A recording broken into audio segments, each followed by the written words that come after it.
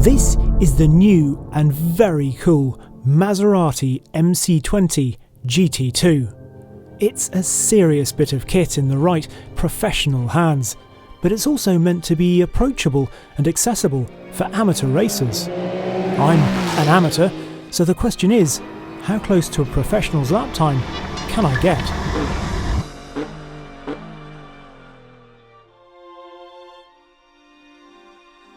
If this film tickles your trident and warms your slicks, then please think about joining the Hagerty Drivers Club. You get things like an award-winning magazine and 24/7 roadside assistance. But to discover all the joys of joining, just click on the link in the description down below. Maserati sports cars of the past were often nearly cars in competition terms, frequently living in the shadow of the other local race team, the one down the road in Maranello. However, that all changed with the wildly successful MC12. A car developed and raced to multiple championships by this man, Ferrari and Maserati test driver Andrea Bertolini. Andrea, so is it right that you've driven all the Ferrari F1 cars? Yeah, more than 553 till now. Yeah, all the year. Wow. That must be an absolute dream come true. I am really a lucky guy, And over the last 20 years, and I missed just the 82 from Gilles. Yeah. But in the next couple of months, we can be solved also this problem. Yeah.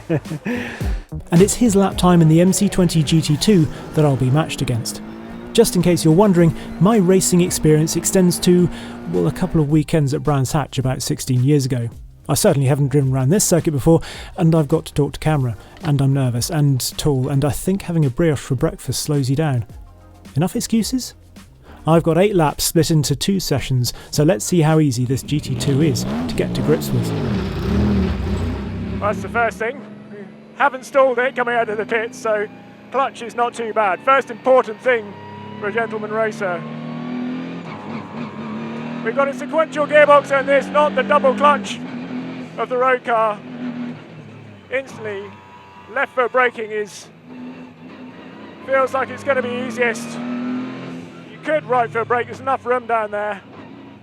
So, other thing obviously to a road car, slick tyres, big thing, need to get some heat into those. It's going to be easier to get heat into the rears than it is the fronts.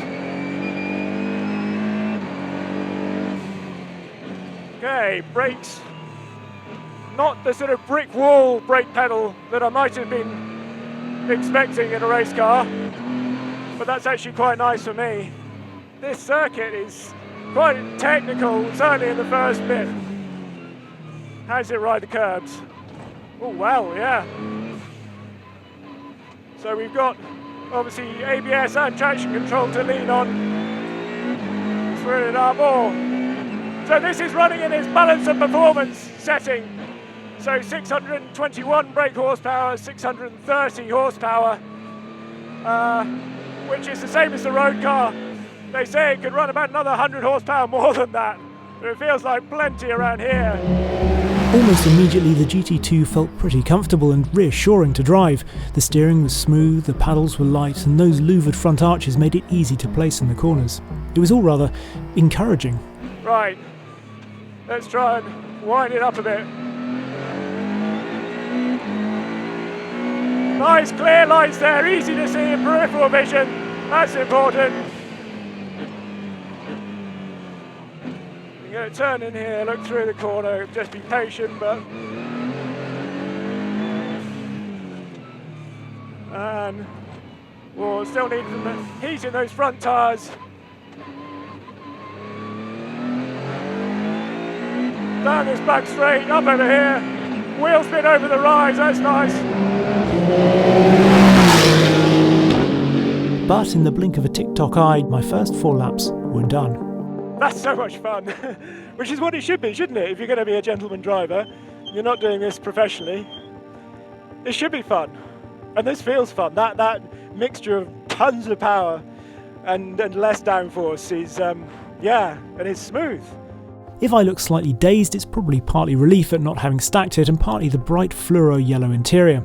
It's part of a cockpit philosophy that Andreas picked up from working with Michael Schumacher 20 years ago, where everything is easy to find in the heat of a race. It's quite the departure from the subdued interior of the MC20 street car, but the mechanicals of the road-going variant were apparently always designed with a race car in mind.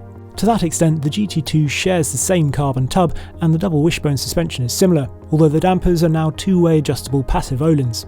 Obviously, the carbon bodywork is rather more extreme, and while GT2 rules don't permit as much aero as the GT3 ones, this will still produce north of 1,000 kilos of downforce. Perhaps the biggest carryover from the road car, however, is the heart of the MC20, the Nettuno engine. The GT2 has different turbos and exhaust manifolds, but it's otherwise pretty much identical, which means it shares the same clever, patented technology. I love it when companies do these cutaways so you can actually have a proper look at the technology inside the engines. For a start, 90-degree V6, obviously 120 is ideal for a V6, but in terms of packaging, to be able to get the engine nice and low, not take up too much room width-wise either, 90 degrees is what they settled on. Not a hot V, turbos on the outside. But the interesting stuff, which you can really see with here, is what's going on. So we've got the port injection here, and then direct injection down there, and that goes with the two lots of spark plugs that we've got. So we've got one here, but this is the really interesting one because this is the pre-combustion chamber down here, and you just see the little holes in there. The idea being that it ignites the fuel that's in here, and then it's the flames that go out of there that then ignite really sort of nicely the rest of the fuel and air mixture in there. It means you can get really high power when you're using this, and also high revs, but then also have really good efficiency when you switch to the other spark plug down here. The problem with this, because this has been patented, is thermal management. It's keeping all that heat under control, and the key to that is in this piece here. So this is what that cutaway is in reality. So this is the pre-combustion chamber. You can see the little holes just around there because it's a passive system, not an active one. And this is a special copper alloy to deal with all that heat. The end result is a very characterful and extremely strong engine with 540 pounds-feet of torque. Yet, it's a race engine that's also surprisingly happy at slow speeds and low revs. Not that slow and low are what I need for my final go at a lap time. Love to not be talking to you at the same time, really, but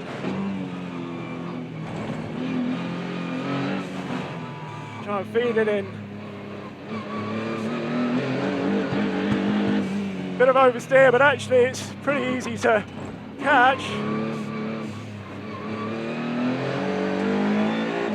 Nice, out of there. Come on. Pick this braking point. Go on, Henry, be smooth. Gotta not be too timid about the throttle.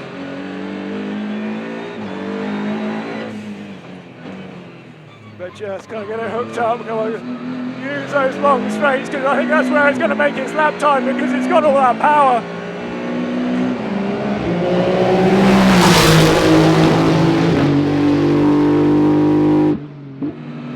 Oh, wow, what a car! It's amazing how quickly, given this is the first time I've driven this car and this track, how quickly you can get used to pushing it. And what did the stopwatch say after all that? Is this a car that's easy to get to grips with? Well, my best lap was 3 seconds shy of Andrea's. I'm not going to pretend that's amazing, but it's within the 107% rule, so sort of acceptable, I think. But what feedback would Andrea have? You never been here. You never drove the car. So I told you straight away, we are really in the good window, you know, in the working range. Yeah. And from this point, if we can organize a test day, a proper test day, to spend a lot of time in the car in the circuit where we have to race with the GT2, I hope that we can race together as a teammate. I would like that. Well, we can try to organize. Yeah. If you look all the line and the way that you drive the car, you are there. Now we have to start to work on the details. The details, it means where we have to brake, how many pressure, you know, under braking. If you see always, my peak is higher, and then I go off power, off brake. Always, you see the tendency. But your one is good as well. But we can have, you can put more pressure. But this delta pressure is just the feeling, the trusting of the car that I drove for 1,000 kilometers, and then you did 50 kilometers. Looking at the graphs, I could instantly see areas for improvement, but the GT2 does have a passenger seat, so I asked Andrea if he'd perhaps bring the data to life a little. Okay, so now we're going to go for it. So, still patient. Takes more cable kicks there, straightens that up more. Obviously, fourth gear, where's he going to brake? Wow, he's braking nearly the 100 metre board there. Braking all the way up to the apex. All the extra there, much more aggressive than that. Straight, bit of oversteer.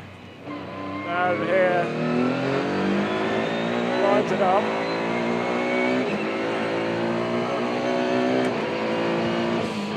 Wow, that must be 75 metres, so he's 25 metres later there on the brakes, all the way out to the exit. And short shift down into there, runs a little wider actually, I was hugging the curb more on the inside. Again, bigger squirt between the corners there. Earlier downshift, really using that engine braking more than I was. But it's fascinating to see what that was. That's a 56, that's a good couple of seconds he's found over what I saw. I was now desperate to have another few laps myself, with a bit more tyre temp and a bit more bravery in the braking points. Maybe I could, but maybe not. Perhaps it was best to get out of the race suit and leave this £360,000 plus taxes machine in one piece. Not completely disgraced then, and undoubtedly a large part of that is down to the car and actually how easy it is to drive. What's the future for this car then? Well, obviously it's going to compete in that Fanatic GT2 championship, where I suspect it should do pretty well given that it had a pole position and the second place on the podium first time out at the end of last year. But it should also be, well, seen perhaps in some 24-hour races as well outside of that championship, which I think is pretty nice. And who knows, one day maybe even we will see Maserati MC20s at Le Mans doing what the MC12 never did. And maybe even more excitingly, this race car might inspire something else. There's nothing official, but I wouldn't be surprised if at some point we saw an MC20 GT2 road car. And that's a very tantalising prospect.